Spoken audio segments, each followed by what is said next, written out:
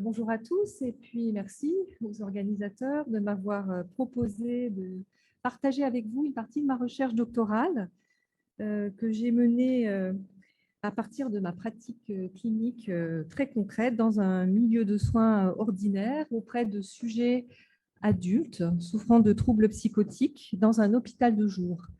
J'exerce le métier de psychiatre et de musicothérapeute. Donc, il s'agit d'une recherche exploratoire, une recherche qualitative, menée sous la direction du professeur Édith Lecourt, du professeur Anne Boissière, philosophe à Lille, au sein d'un laboratoire technique et enjeux du corps dirigé par le professeur Bernard Andrieux. Et le travail clinique a été supervisé par Isabelle Julien. Donc,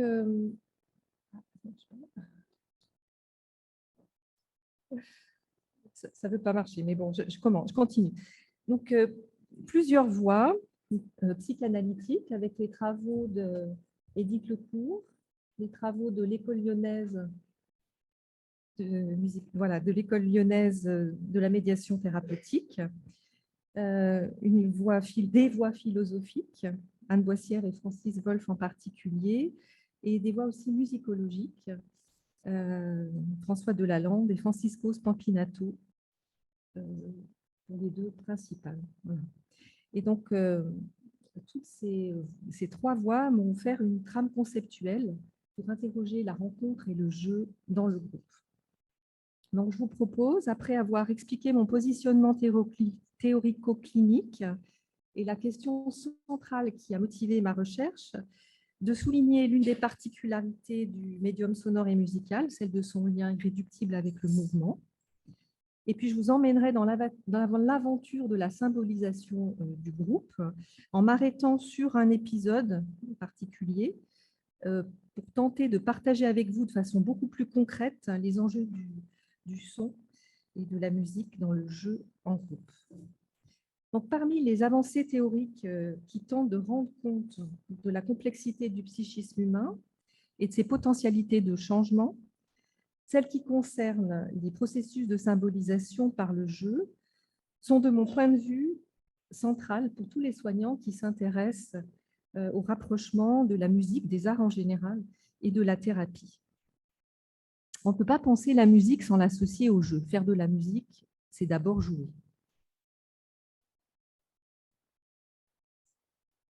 Le jeu, c'est aussi, comme nous l'a dit Winnicott, un modèle pour le travail thérapeutique. Le jeu, c'est une expérience qui permet de rencontrer, de se familiariser, de s'approprier cette trajectoire dynamique au double ancrage corporel et relationnel des processus de symbolisation. Des processus qui partent des éprouvés sensorimoteurs jusqu'à la mise en mots, la mise en code, la symbolisation secondaire, en passant par une mise en mouvement, en choses, en son, en forme, en scène, enfin, toutes les perceptions sensorielles tramées en réseau, qu'on appelle la symbolisation primaire. Et la psyché humaine, pour métaboliser, lier, stocker, intégrer et communiquer ces expériences et les signifier, les traduire en langage, passe par ces processus. Le besoin de créer est ainsi au cœur des processus psychiques. C'est même l'enjeu le plus vital de la psyché. Donc, je vous invite à suivre avec moi la proposition de René Roussillon qui dit « Nous souffrons des expériences non symbolisées, non représentées, sans inscription dans la trame de la vie psychique. Nous souffrons du non-approprié de l'histoire, des expériences non encore appropriées. Finalement, elles exilent le sujet de lui-même, elles imposent une espèce de désertification interne. Elles menacent le sentiment d'identité, le sentiment continu d'exister des Winnicott. Et cependant, elles gardent une sorte d'inépuisable actualité. Elles se répètent inlassablement sous forme de reviviscence, de sensation brute d'agir, dans l'attente d'une reprise, dans l'attente d'une tentative d'intégration, dans l'attente d'une création de représentation symbolique. Pour symboliser et subjectiver l'inapproprié de l'histoire, il faut répéter, rejouer dans le présent, ce qui n'a pu recevoir historiquement de statut psychique satisfaisant, pour l'intégrer et le signifier. C'est par une remise au présent que ces expériences peuvent être entendues et trouver une potentialité de transformation symbolisante et d'appropriation subjective qui permettent leur historicisation, c'est-à-dire leur inscription comme souvenir du passé.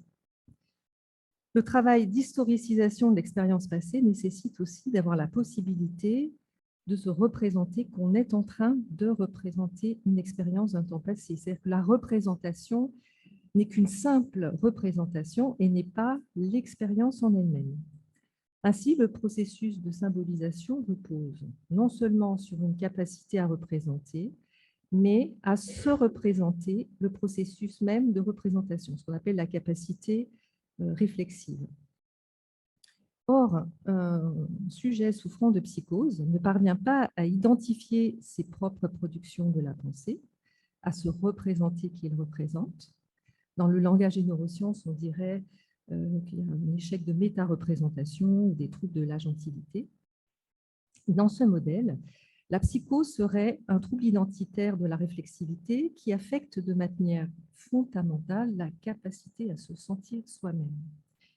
C'est une souffrance majeure de la pathologie psychotique de ne pas pouvoir compter sur sa pensée, sur son appareil à penser les pensées, pour se comprendre, pour se questionner, pour organiser ses expériences, ses relations à autrui. Donc, vous voyez que symbolisation et réflexivité sont les deux acteurs de l'intégration subjective. Donc, l'enjeu du soin serait de créer des environnements, des espaces potentiels, des dispositifs offrant une matière sensible, une matière à symbolisation, comme support de projection et de transformation, de créer des dispositifs matérialisant et servant d'attracteurs à une activité représentative et réflexive. Donc, la question centrale que je me suis posée à partir de ce positionnement clinique pour éclairer ma pratique de musicothérapeute, celle qui a au fond motivé et porté ma recherche, a été comment un groupe, les participants du groupe, se saisissent-ils et jouent-ils avec la matière sonore pour la mettre au service de l'impératif de création de représentation symbolique et de réflexivité de la psyché. Comment le jeu avec le matériau sonore, dans les liens intersubjectifs de groupe, dans un cadre dispositif qui ouvre des potentialités de transfert multidirectionnel et d'associativité dans une pluralité de langages, contribue à jouer les jeux qui n'ont pas pu être joués en leur temps, ou ce qui s'est mal joué, ou ce qui s'est déjoué, ou ce qui s'est mal dit de l'histoire. Donc là, je vais aborder la question de la musique comme un phénomène, si on peut dire, irréductiblement lié au mouvement. Parmi toutes les particularités du sonore, c'est celle sur laquelle je vais mettre maintenant l'accent. Et le terme de mouvement ici n'est pas seulement relié à la motricité ou à la notion de déplacement visible, mais comme poussée qui vectorise un changement, comme une énergie de transformation, une force de vie. Par son aspect mouvant, son flot dynamique en perpétuel changement, moment après moment, la musique possède les mêmes caractéristiques que les processus vitaux. La musique, c'est une expérience vivante qui ne peut être déliée des expériences corporelles qu'elle met en jeu, de l'impulsion au mouvement qui est tangible dans les corps, de la part de danse que contient la musique. Le son est une matière à symbolisation particulière aussi parce que le son n'est pas une chose. Le son met en jeu une modalité sensorielle sans objet-chose persistant visible. Et si l'on considère avec le philosophe Francis Wolff qu'au premier degré ontologique, il y a les briques du monde, les choses, au second degré, il y a les événements qui ne peuvent se produire sans les choses. Et au troisième degré, il y a les sons qui dépendent des événements, du mouvement des choses qui font vibrer l'air. Le son, donc, est le signal d'un événement. Le son a un profil énergétique qui est relié aux gestes, aux activités sensorimotrices qui l'ont produit. Lorsque nous jouons avec les sons, nous manipulons la succession des événements sonores, nous jouons avec le flux mouvant des sons, tout autant qu'avec la qualité de chaque son pris séparément. La musique, nous dit encore Francis Wolff, exprime des humeurs, des climats, des atmosphères et représente des transformations, des mouvements. Elle représente des transformations sans rien qui se transforme, des changements sans choses changeantes et s'exprime par des verbes sans sujet, des verbes d'action sans agent. Par exemple, ça éclate d'un coup, ça rebondit, ça tourne, puis ça chute. Ça disparaît progressivement dans le lointain, ça monte doucement, puis ça explose. La musique mobilise et combine tout particulièrement des entours atmosphériques et des expériences de mouvement sans sujet. Autrement dit, des signifiants formels, pour Didier Rancieux, des formes primaires de symbolisation, pour René Roussillon, des formes de vitalité dynamique ou des formes proto-narratives pour Daniel Stern, des unités sémiotiques temporelles dans un langage musicologique. Les unités sémiotiques temporelles que Francis Delalande voulait aussi nommer, avant de finir sur cette dénomination, archétype de mouvement. Parce que ce sont des figures sonores en fait, dont la signification musicale s'exprime temporairement par des archétypes de mouvement. On voit combien cette idée du mouvement elle est commune aux philosophes de la musique, aux théoriciens du psychisme, qui se sont intéressés aux formes premières de symbolisation, des formes animées d'un mouvement qui donne un départ, une tension vers, et aux musicologues. La source des images qui nous permettent de qualifier l'expérience musicale, pour dire le répertoire matriciel de la sémiose incarnée, est une mémoire corporelle, dynamique, une mémoire kinesthésique, fondamentalement relationnelle, un phénomène d'accordage intersubjectif et d'ajustement thymique, on va dire aussi une intersubjectivité incarnée.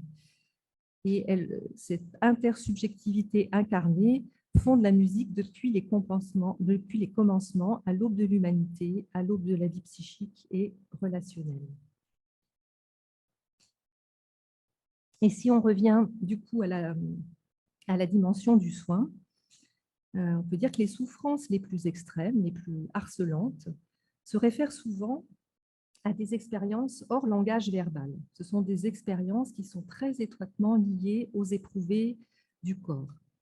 Et ces souffrances, elles trouvent une expression privilégiée dans les formes sensori-affectivo-motrices jusqu'au climat, à l'atmosphère qui se dégage de la rencontre.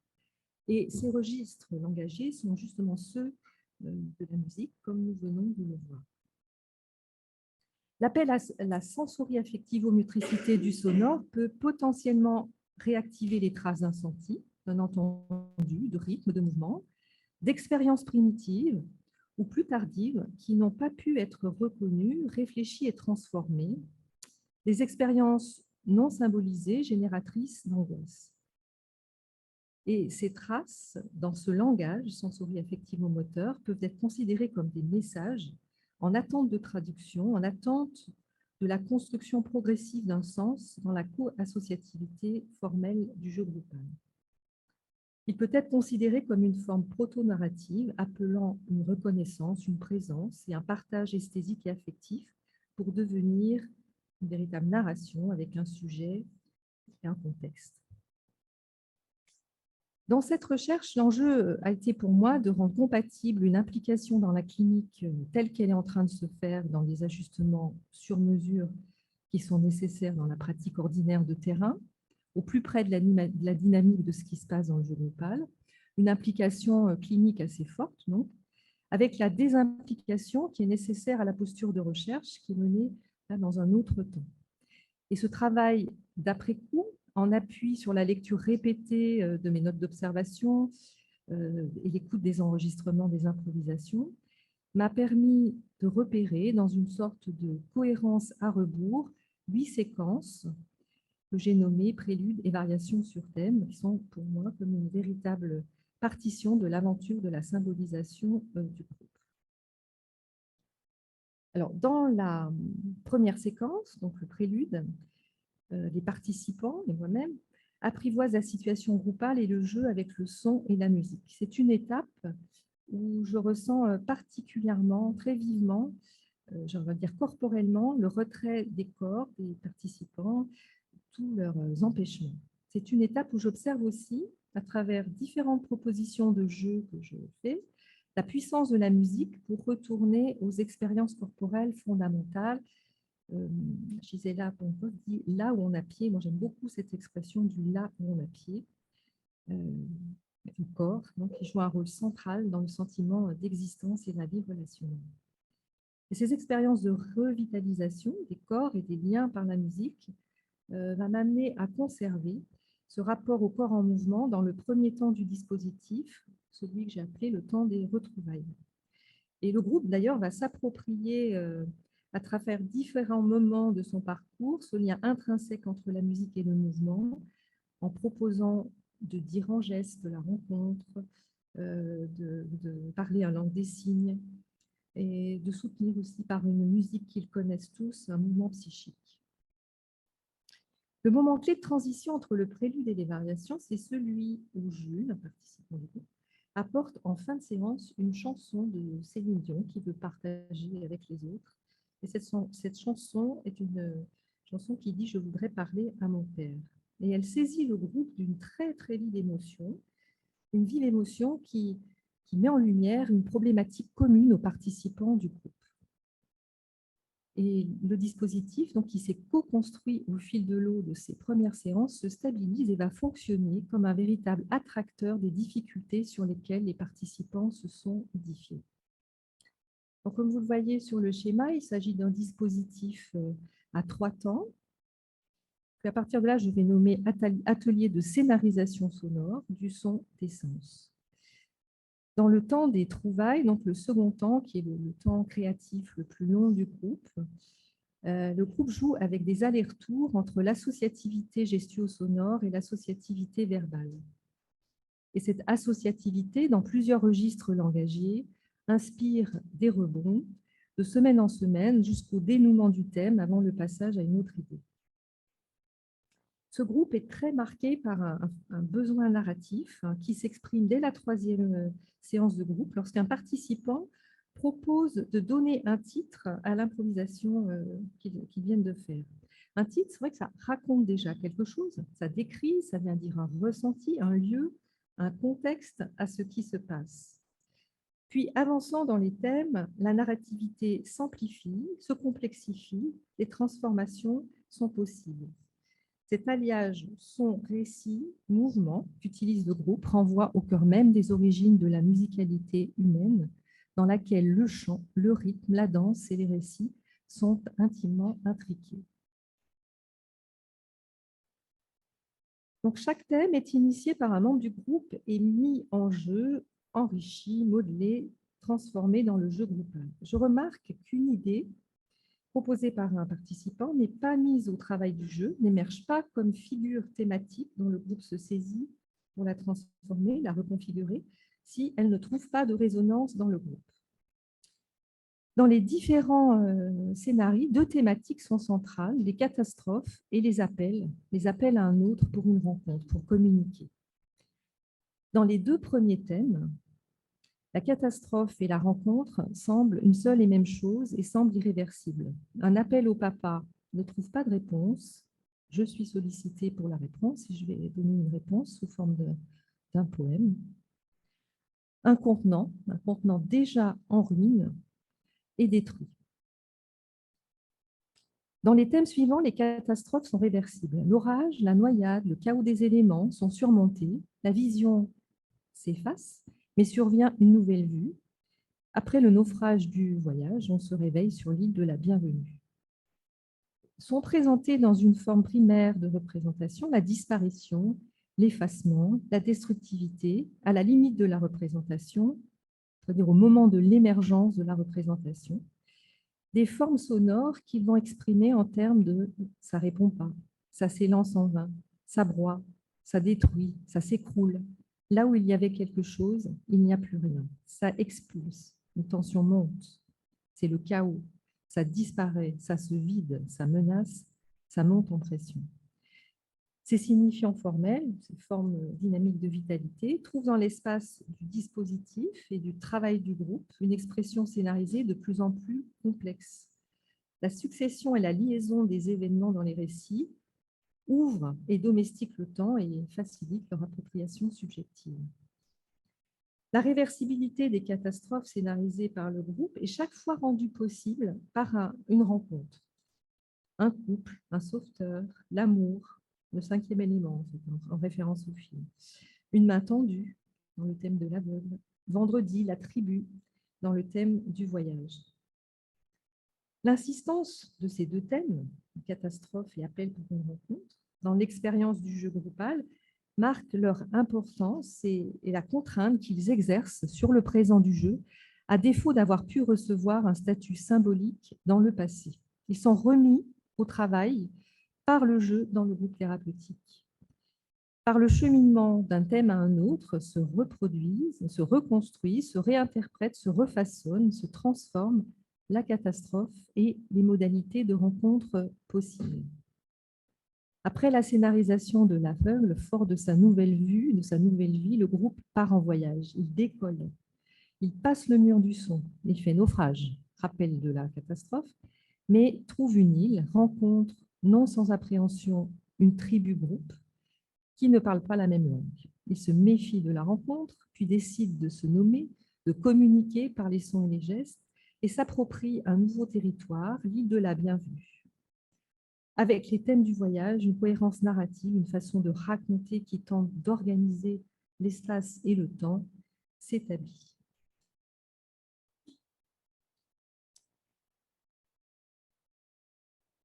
Donc, je vais maintenant parler plus en détail pour le rendre plus perceptible, plus concret, du thème de l'aveugle. Donc, il va se développer sur 7 semaines, presque 2 mois, cette séance. Et l'associativité du groupe est lancée par l'improvisation de la semaine qui venait de s'écouler, qui mettait en jeu une forte source de contrôle. François avait exprimé la désillusion du désaccordage de cette improvisation. Aubin, ça m'a fait penser aux soldats super costauds dans les jeux vidéo de guerre où ça n'arrête pas de se tuer, sur un ton de mépris pour ce type de jeu. François alors évoque le dessin animé Bambi, la scène des chasseurs avec la mort de sa mère qui fait pleurer. Puis, après un temps de silence, il dit qu'on pourrait imaginer une histoire de la naissance à plus tard, mais sans la mort. Odette poursuit, ou une maladie qui guérit, mais là, il faut de la magie. François, quelqu'un est aveugle et redécouvre la vue. Il se souvient d'une tante qui était aveugle pour avoir trop travaillé dans le noir. Et retrouver la vue, c'est un peu comme une deuxième naissance. Odette, aveugle, on est perdu, ça doit être un choc. Jules, la nuit, tous les chats sont vus. François pense alors à la musique du film Titanic, quand le bateau s'enfonce. Odette parle des cris de peur. Aubin parle d'un roman policier qu'il a lu et dans lequel le cri du hibou annonce la mort. Les oiseaux de nuit, ça donne toujours une ambiance qui fait peur. Aubin, qui est passionné d'oiseaux, aimerait introduire dans l'improvisation une chouette pour créer une ambiance nuit. Et voilà, on voit que ce groupe fait là une proposition narrative avec un début et un dénouement, un choc traumatique initial qui renverse une situation, la perte de la vision, et un dénouement par une restauration, un nouvel état d'équilibre, une nouvelle vue, la guérison avec un peu de magie. Et le point de bascule de l'intrigue, il va s'inventer plus tard dans le jeu. Donc, au premier temps, la vision disparaît. Le groupe s'immerge dans un monde de bruit, dans des petits bruits qui témoignent de l'existence de quelque chose. Ah non. Parmi en arrière. J'ai fait une erreur de... Je voulais cliquer pour faire un temps.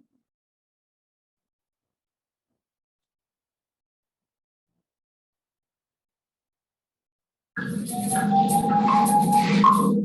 sais pas si ça peut donner une idée de la nuit.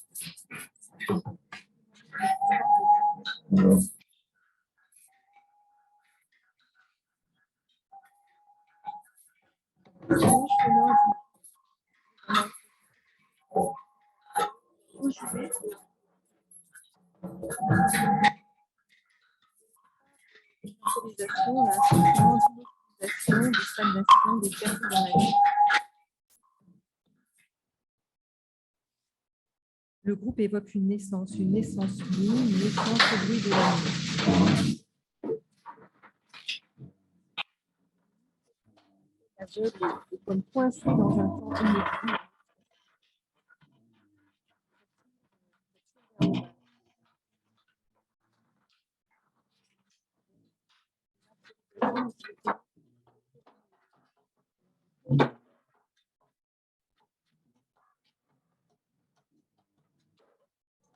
La sensorialité, c'est une ouvrage de son fait de presque rien.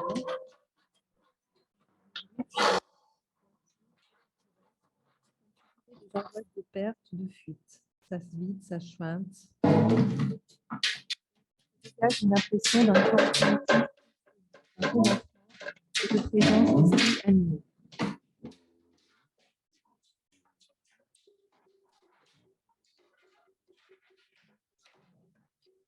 On remarque que dans le jeu, la peur n'est pas suivie passivement, elle est transposée, apprivoisée, transformée par le jeu.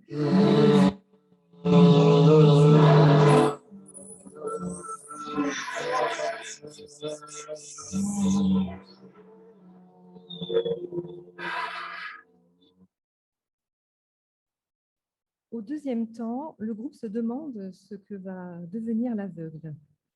Il fait avec son handicap. Un chien d'aveugle va l'aider. Il lui faut quelqu'un parce qu'il est dépendant. Il lui faut quelque chose d'optimiste. Il fait une rencontre. Oui, parce qu'une rencontre, c'est quand même mieux qu'une canne blanche qui est froide. Au début, il est méfiant, son cœur bat, puis il ralentit. Il trouve un chemin vers une main tendue. Il trouve une confiance en lui pour se diriger. Il retrouve la vie. Donc ça, c'est les propos des participants. Le début de l'improvisation rappelle les petits bruits de la nuit. Le souffle brut se compose et se transforme progressivement en une mélodisation de souffle dans l'improvisation, avec un appel sur le son haut. Un triangle teinte, puis, sans que ce soit évoqué verbalement dans le jeu, le clavier partagé et joué à quatre mains devient l'espace sensible d'une rencontre touché-touchant, de cette interface tout à la fois séparatrice et joignante entre Fleur et l'infirmière. Fleur dit « J'ai joué dans les aigus et l'infirmière dans les graves. C'est comme si au bout d'un moment, on s'est rencontrés au milieu et on est remonté vers les aigus ensemble. Je guide l'aveugle. » Donc, Jules reprend ça. Au début, le son est très grave, puis la vie s'installe. François, ça plante l'atmosphère, c'est le réveil de l'aveugle. Il va vers la bonne voie. Odette, on entend battre le cœur. Et il se dégage de cette séance une atmosphère de cohésion et de richesse de groupe, une composition commune qui devient possible et où chacun trouve sa place. Au troisième temps, c'est la période de Noël d'ailleurs, ils vont appeler cet épisode la magie de Noël. C'est la magie de cette rencontre qui produit non pas le retour à la vision, Aubin va dire que les fins à l'eau de rose, c'est vraiment pas intéressant, mais une certaine vue qui n'est pas la vision, une nouvelle vue, une nouvelle vie, précise Odette. Et Jules associe ça avec sa première hospitalisation. J'avais le choix entre la vie et la mort. Maintenant, je sors du tunnel. C'est l'espoir de vivre. Odette va préciser la lumière de l'espoir de la nouvelle vue. Et dans ces improvisations, là, le groupe fait entendre sa vitalité. Je ne sais pas si je vais un peu entendre. Ouais. Je vais faire entendre cette vitalité quand même. Ah, je prends le jeu.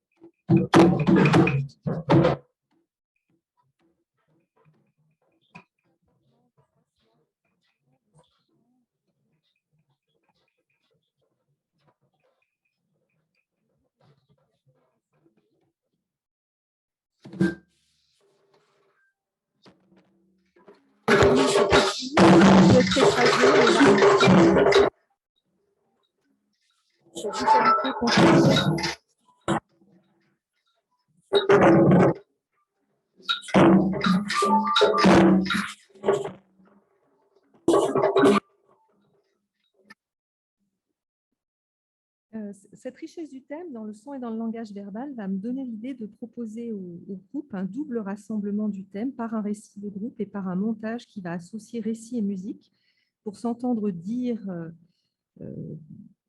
pour jouer avec le sonore et le rythme du langage de leurs mots et l'associer à leur jeu avec les sons.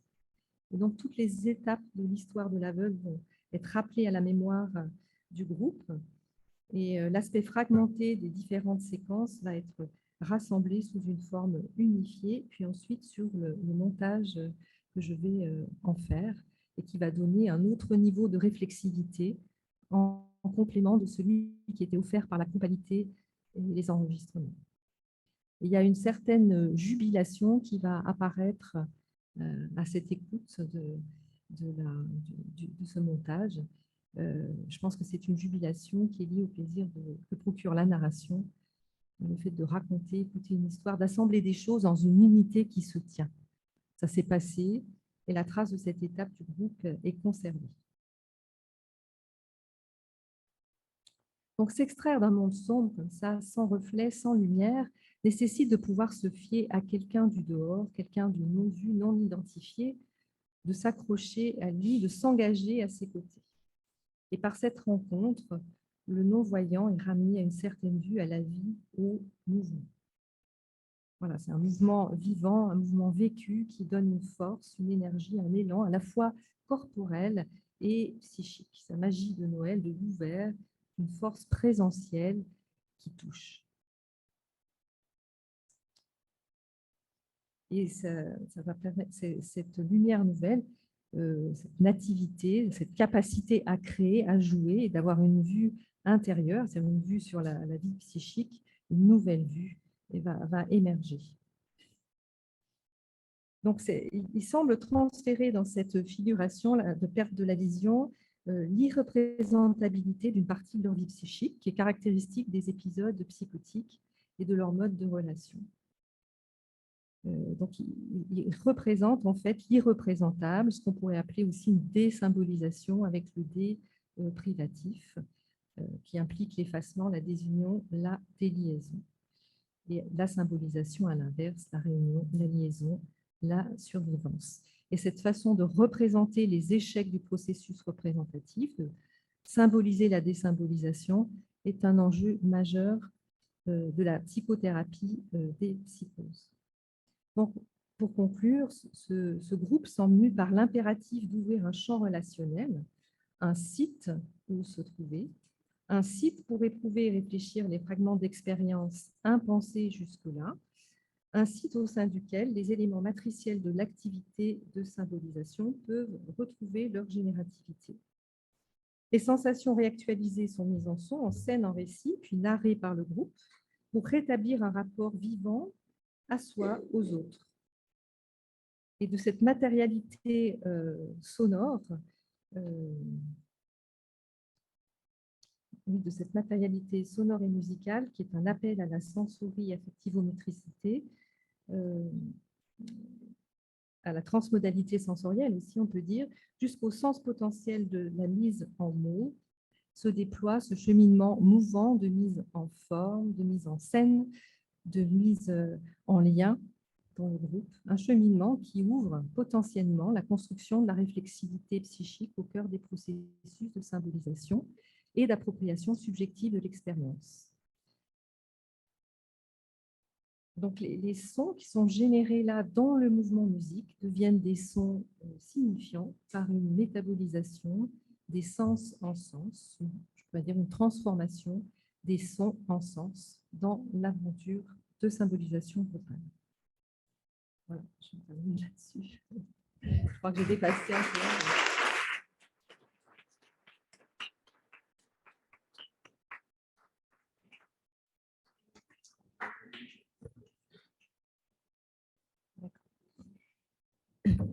Merci à Christine Falquet-Klein pour cette plongée dans la clinique. On va avoir 7 minutes à peu près pour quelques questions en présentiel et en distanciel.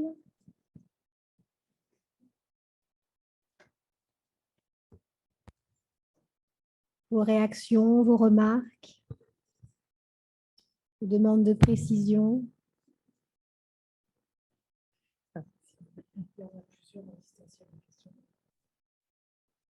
Bon, oui, on va prendre une question à distance. Qui construit le narratif de l'expérience les participants ou le médecin musicothérapeute, je m'interroge sur la subjectivité de l'interprétation. Ouais. Donc, c'est les participants du groupe qui construisent leur narrativité. Alors, comme j'ai voulu faire un peu condensé, parce que j'ai analysé 85 séances, je crois, le point de départ, en fait, c'est vraiment cette besoin de qualifier, de raconter quelque chose sur leurs improvisations au départ. Voilà. Je n'ai peut-être pas assez souligné ça. C'est eux qui lancent ce besoin narratif. Et ensuite, je me suis rendu compte qu'ils amenaient des thèmes.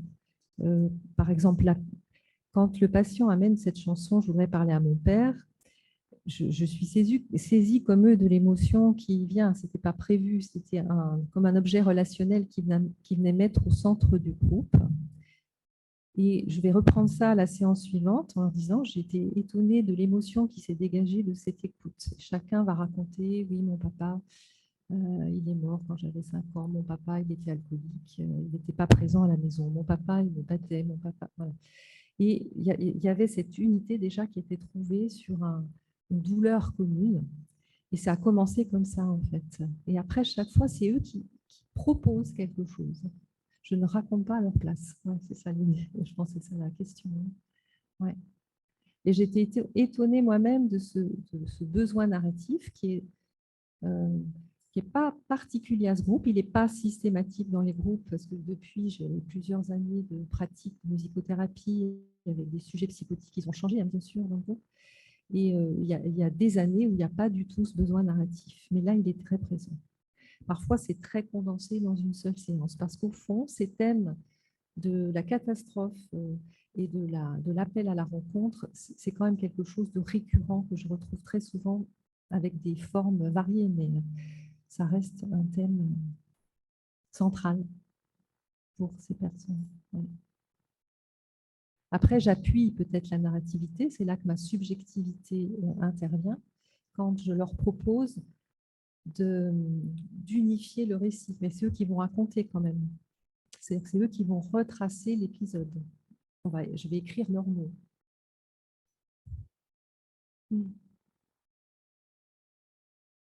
Mais ce que je propose, oui, c'est de l'unifier, ce que Bernard Choulier appelle l'objet uniquivé, c'est-à-dire que tout ce qui se décompose en fragments, j'ai ressenti le besoin, ça c'est en tant que thérapeute, de leur proposer sous une forme unique, en un seul temps réuni.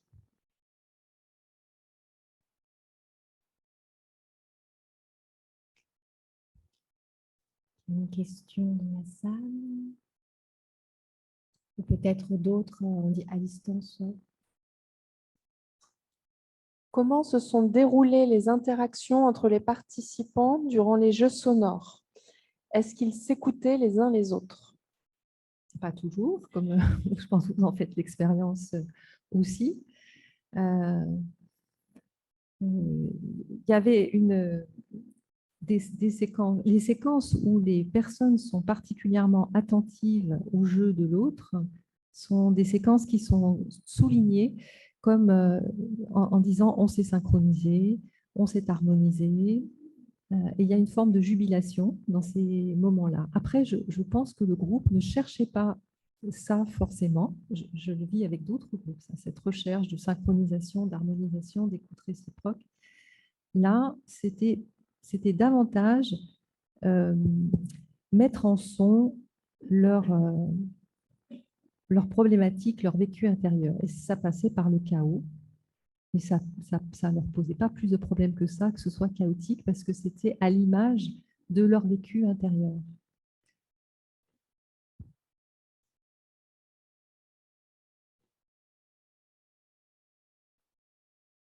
Il nous reste 2 minutes pour une dernière question.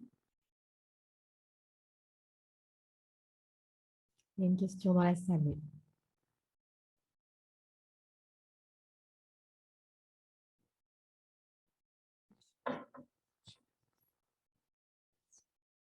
Bonjour. Moi, j'ai une petite question sur donc, le temps des retrouvailles. En fait, est-ce que, parce que vous mettez mise en mouvement, mise en rythme, mise en voix, mise en oreille, donc au final, c'est quoi? Est-ce que vous revenez sur ce qui a été dit à la séance précédente? Est-ce que ça passe par Non, une écoute de... Enfin, en fait, voilà, ma question, c'est comment en fait, vous prolongez ce qui a été fait, enfin, pour donner une suite à... Alors, le temps des retrouvailles, c'est un temps où je propose une consigne, voilà, une consigne. Alors que dans le temps des trouvailles, c'est eux qui vont faire leurs propositions. Mais moi, quand je propose une consigne dans ce temps des retrouvailles, c'est souvent par associativité avec ce qui s'est passé sur les séances précédentes. Je ne prépare pas très à l'avance. C'est dans le fil de l'eau, le vif de ce qui se passe et ce qui se trame dans la séance qui a précédé. Je décide que, voilà, avant de commencer la séance, quand je relis mon cahier de notes. Et pourquoi quand j'ai commencé avec ce groupe, j'avais fait des propositions, j'avais l'impression d'être face à des personnes. Si je proposais quelque chose du mouvement, j'ai l'impression d'avoir le tableau dans la cour prison là, de Van Gogh, tout le monde qui marche en rond, la tête en bas. Quelque chose de corps très lourd, très figé, très empêché. Et au fil du temps, j'ai ressenti que leur mobilité était plus fluide, que le regard pouvait se dresser, se croiser. C'est pour ça que j'ai un peu persévéré dans cette proposition de premier temps pour reprendre pied dans le corps. C'est un peu ça. Aller là où on a pied, c'est le corps, et le corps dans ses potentialités de motricité, de vocalité. Ok, donc ça va être plus par exemple dans des déplacements Voilà, dans des l'espace, une déplacements, mise en voix, enfin, oui, d'accord. ou des jeux vocaux. Des Ok. choses comme ça. Après, le temps des trouvailles, c'est un terme que j'emprunte à De Lalande, parce que j'ai beaucoup apprécié son ouvrage « La musique est un jeu d'enfant » qui décrit toutes les étapes du développement du jeu avec le son d'enfant, et que j'avais l'impression de retrouver dans le groupe, en fait, qui faisait des essais, des trouvailles, qui sélectionnait ces trouvailles, qui composait ces trouvailles, qui racontait quelque chose avec ces trouvailles. C'est exactement le développement que décrit François Delalande, qui fait ses recherches sur comment la musique vient aux enfants. Et du coup, les modalités pédagogiques qui pourraient faciliter ces capacités de jeu avec le son. Ok, merci. Merci beaucoup.